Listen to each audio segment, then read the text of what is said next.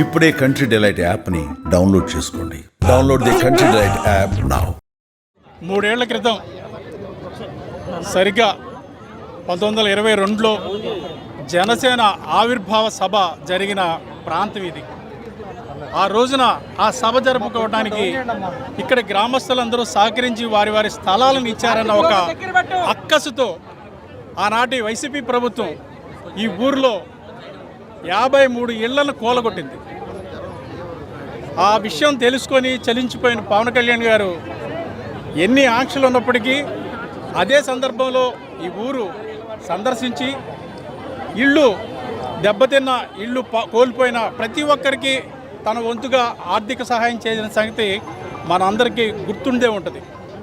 ఆనాడు నాగేశ్వరమ్మ గారు మరింత ధైర్యంగా ముందుకొచ్చి ఈ పవన్ కళ్యాణ్ గారిని నేను పెద్ద కొడుకుగా స్వీకరిస్తున్నాను, ఆయన నా పెద్ద కొడుకు అని ప్రకటించి ఆవిడ తన ఉదార స్వభావాన్ని చాటుకున్నారు.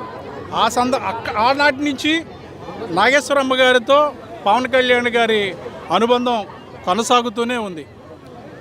ఆవిడ పరిస్థితి ఈ మధ్యకాలంలో తెలుసుకున్న పవన్ కళ్యాణ్ గారు చెల్లించిపోయి 2 కొడుకులు చనిపోయారు. ఉన్న ఒక్క కొడుకు క్యాన్సర్తో బాధపడుతూ ట్రీట్మెంట్ తీసుకుంటున్నారు.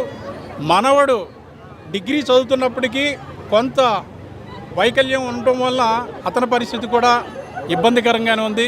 ఈ పరిస్థితులన్నీ తెలుసుకున్న తర్వాత ఈ రోజున ఆవిడ పరామర్శించి ఆవిడకి బట్టలు దుస్తులు ఇచ్చి అదేవిధంగా ఒక 50,000 నగదు సహాయం చేసి ఎవరైతే ఈ సాయి మన వైకల్యంతో బాధపడుతూ చదువుకుంటున్న మనవడు సాయికి ₹1,00,000 అందజేశారు. ఆయన ఆ మొత్తాన్ని చదువుకు ఉపయోగించాలని ఆయన కోరారు.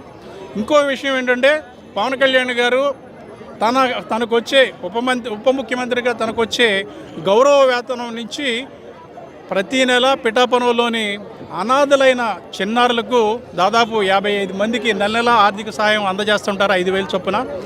అదేవిధంగా నాగేశ్వరమ్మ గారికి వృద్ధాప్యపు పింఛను ₹4,000 ప్రతి నెల అందుతున్నప్పటికీ ఆవిడ జీవితాంతం పవన్ కళ్యాణ్ గారు ప్రతి నెల ₹5,000 ఆవిడ భృతి కోసం అందించాలని నిర్ణయం తీసుకున్నారు. ఈ రోజున వచ్చారు, ఆవిడని పరామర్శించారు. ఆవిడ కళ్ళల్లో ఆనందం చూసిన తర్వాత ఆయన మరింత సంతోషంగా ఉన్నారు. ఆయన నిరంతరం ఇటువంటి సేవ ప్రభుత్వంలో ఉన్నప్పటికీ వ్యక్తిగతంగా తన సేవను కొనసాగిస్తున్నారు. అందుకు ఈరోజు నాగేశ్వరమ్మ గారి ఇంటికి స్వయంగా వచ్చి పరామర్శించడం ఒక నిదర్శనంగా మీ అందరికీ మనవి చేస్తాను.